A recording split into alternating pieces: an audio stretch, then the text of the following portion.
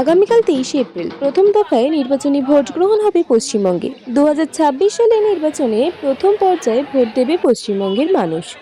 প্রথম পর্যায়ে 16টি জেলা মিলিয়ে 152টি আসন। ঠিক তার আগেই বাংলার ভোট আবহে রাজনৈতিক তৎপরতার মাঝেই এবার আধ্যাত্মিক মঞ্চে বিজেপির সর্বভারতীয় নেতা নীতিন নবীন নৈহাটির বড়মার মন্দিরে পুজো দিয়ে নির্বাচনের আগে আশীর্বাদ প্রার্থনা পাশাপাশি কর্মীদের সঙ্গে সাংগঠনিক বার্তা দিলেন তিনি।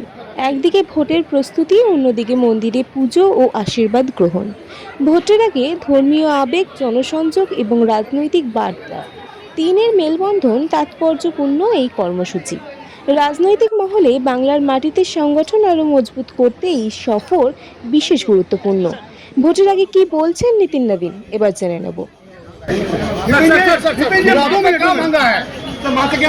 माँ से पश्चिम बंगाल की जनता को सुरक्षित, खुशहाल और पश्चिम बंगाल समेत पूरा भारतवर्ष खुशहाली और माँ के आशीर्वाद से सुख शांति और अमन बना रहे।